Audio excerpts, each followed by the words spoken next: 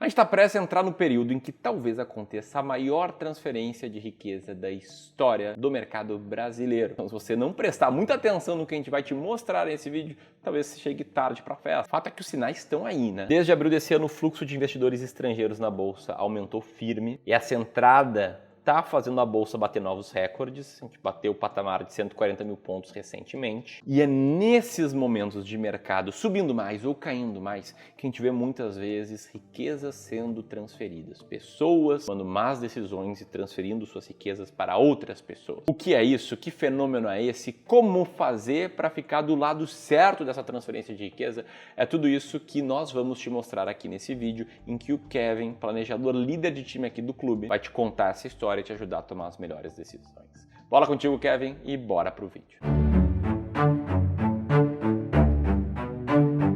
Para começar a traçar esse panorama de como que está acontecendo essa transferência de riqueza, eu quero passar por dois cenários. Primeiro o cenário global e depois o cenário do que está efetivamente acontecendo no Brasil. Começando pelo mercado norte-americano. No começo desse ano a gente viu o Trump se eleger e o mercado lá fora sofreu pênalti pelas decisões do novo presidente a respeito do tarifaço. Tudo isso deu início a uma guerra comercial. Mas se a gente voltar alguns passos atrás, a gente vai lembrar do seguinte: antes do Trump de fato tomar o poder no começo de 25, o mercado estava desse jeito, esperando uma agenda econômica protecionista, mas também esperando, de certa forma, que isso fomentasse a economia interna dos Estados Unidos e fortalecesse ela. E aí o Trump assume esse governo com o PIB dos Estados Unidos em crescimento, mais de 2,8% no ano. E para você ter uma noção do que isso representa, esse gráfico mostra a expansão da economia considerando o PIB, que teve um salto depois de setembro e continuou assim até o final de 2024. Nisso que a gente via era o S&P 500 crescendo mais de 28% em 2024. Até que o Trump foi eleito e a coisa começou a ficar feia. No começo a perspectiva até era positiva. Esperava que as pessoas continuassem gastando dinheiro, que as empresas continuassem contratando e o mercado financeiro estava, de certa forma, confiante, esperando um ritmo lento de corte de juros,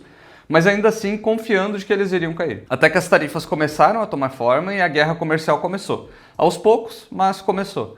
Isso fez com que o PIB lá começasse a cair. Isso num momento que o mercado esperava exatamente o contrário, que era um PIB em alta. Então o que aconteceu foi o seguinte: o PIB dos Estados Unidos despencou e no final de abril está no negativo. Isso fez com que a possibilidade de uma recessão nos Estados Unidos ficasse na casa dos 35% a 40%. Que era antes para ser um corte gradual nos juros, acabou virando uma manutenção na taxa básica desde dezembro de 24. Ou seja, depois de um grande crescimento a partir de abril de 2022, a taxa seguiu em patamares mais altos. Na prática, para os investidores, isso significa o seguinte: do começo de 2025 até abril desse ano, o S&P 500 chegou a despencar mais de 16%. E aqui no Brasil, o que respingou foi: até a eleição do Trump, o dólar se valorizou muito frente ao real. Depois de tudo isso que eu acabei de te contar, o dólar voltou a cair e hoje está quase no mesmo patamar que a gente viu acontecer ali na metade de 2024. E agora eu vou puxar o gancho aqui para explicar para ti o cenário brasileiro. Porque enquanto a economia lá está se preocupando com o Fed estar mantendo os juros elevados, aqui a preocupação é outra. O Banco Central não para de aumentar a taxa básica da economia. A coisa toda virou uma escadinha de juros e hoje a gente está num patamar de 14,75. E aí tudo isso começou a acontecer por causa do déficit fiscal persistente no Brasil,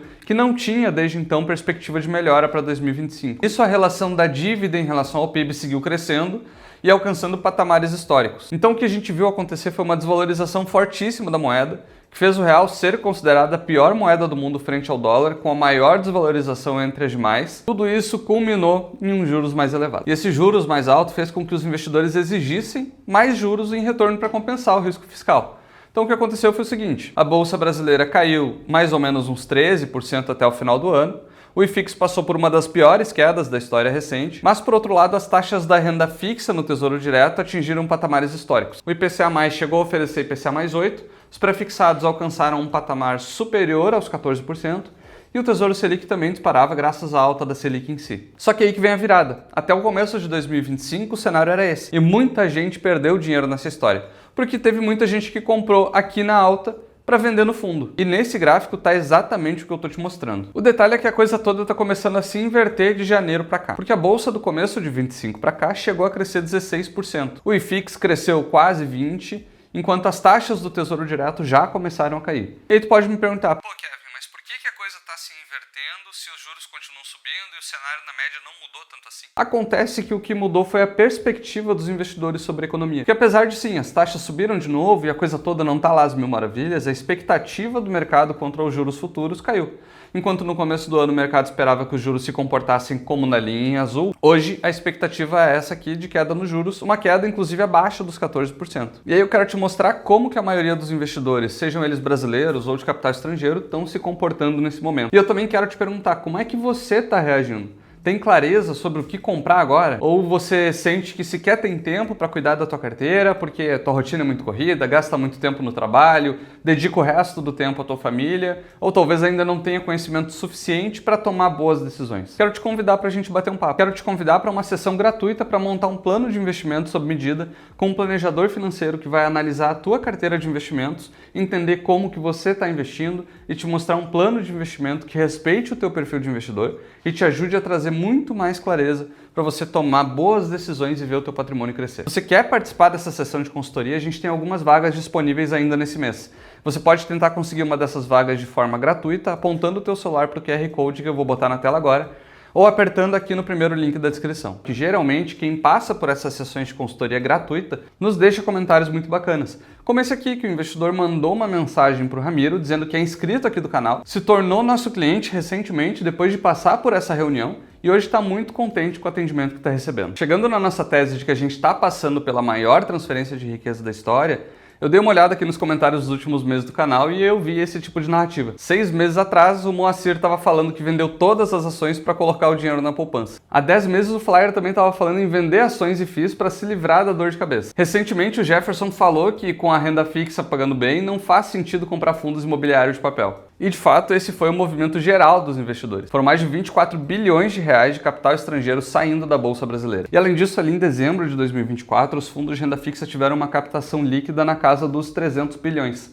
enquanto o interesse por ações chegou a ficar nos 9 bilhões e meio, enquanto que o interesse por ações chegou a ficar ali na casa dos 9 bilhões e meio negativos. No ano, o fluxo da B3 também mostra para nós que os investidores PJ, ou seja, empresas, foram alguns dos que mais deixaram de investir na Bolsa no Brasil. E tudo isso aconteceu, faz todo sentido, pelo menos na cabeça dessas pessoas. Até porque se tudo está caindo, se todos os investimentos estão performando mal, se vale mais a pena ficar na renda fixa sem risco, então por que eu vou continuar aqui vendo meu dinheiro despencar 15%, 20%? Nessa época toda a renda variável estava em baixa, ou pelo menos gerando um certo receio no investidor. Para você ter uma ideia, esse aqui era o PL do Ibov até fevereiro de 25. Para na sequência acontecer justamente isso aqui, uma subida forte a partir de março desse ano. Esse foi justamente o detalhe, o efeito rebote que aconteceu na sequência. Ao passo que o Ibovespa voltou a crescer, o IFIX se recuperou e as taxas voltaram a cair na renda fixa, isso aqui aconteceu na B3, um retorno massivo de fluxo de investimento estrangeiro. Enquanto a pessoa física ainda está engatinhando e o fluxo ainda não voltou a crescer como antes, apesar de já estar maior do que teve ali no começo do ano. E o que isso significa? Na média, alguns meses atrás, os investidores venderam os ativos na baixa com prejuízo, muito provavelmente também compraram na alta. Só que na outra ponta existem investidores comprando na baixa e muitos deles são estrangeiros. Significa que essa minoria é que vai conseguir possivelmente vender na alta no futuro. Ou seja, esses investidores que estiveram e ainda estão em parte com medo extremo, que está indo para a renda fixa, que liquidaram, então estão liquidando as suas ações, estão transferindo as suas riquezas para esses que estão comprando. Eles estão transferindo as suas riquezas inclusive para investidores estrangeiros. Isso não é minha opinião, isso tem um nome e é bem estudado. O nome disso é Behavior Gap. E o que é isso? É um fenômeno que dá nome à diferença entre retorno do investimento e o retorno do investidor. Tem um estudo da JP Morgan que já mostrou que o investidor médio lá nos Estados Unidos tem retornos muito menores do que qualquer outra classe de ativos, menores até do que a inflação. Que é uma prova desse gap de comportamento? Essa história aconteceu entre 1º de janeiro de 2000 e 31 de dezembro de 2009, ali nos Estados Unidos. Para te trazer um contexto, a bolsa foi muito mal ali na década, caiu mais ou menos 1% ao ano. Nessa época, algumas ações foram bem, alguns fundos foram bem, mas nenhum foi melhor que esse aqui. Ele rendeu cerca de 18% ao ano, enquanto o S&P 500 estava no negativo.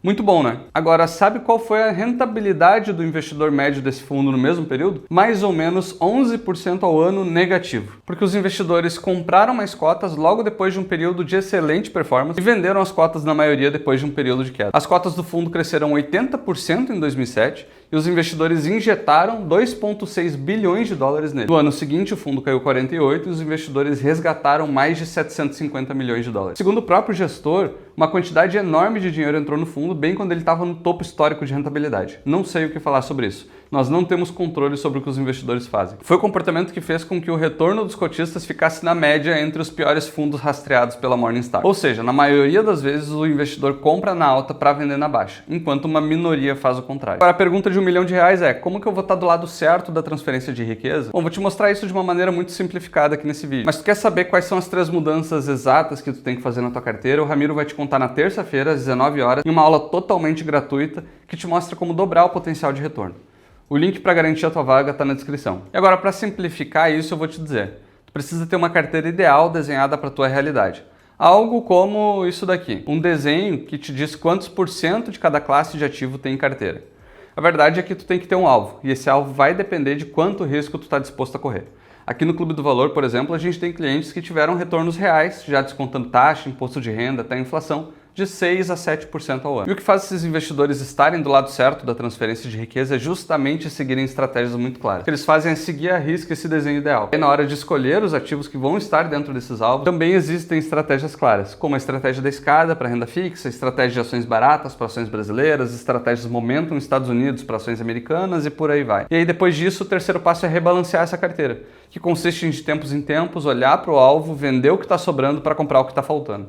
Além de focar os teus aportes sempre no que está abaixo do alvo. Isso significa necessariamente que tu vai fazer o contrário da maioria dos investidores e vai ter a certeza de que está sempre comprando na baixa para vender na alta no futuro. É assim que se fica do lado certo da transferência de riqueza. Agora me conta aqui dos comentários, de que lado da transferência de riqueza tu está hoje? Do lado de quem está comprando na baixa ou de quem ainda está com medo de colocar dinheiro na renda variável? Agora, se tu tem ainda alguma dúvida e gostaria que ela fosse respondida por um planejador financeiro certificado, vou te relembrar que a gente tem ainda algumas vagas para um plano de investimento sob medida. Para concorrer a uma delas, o link está aqui do lado.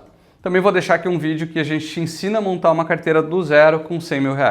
Te vejo na sequência, grande abraço e até mais.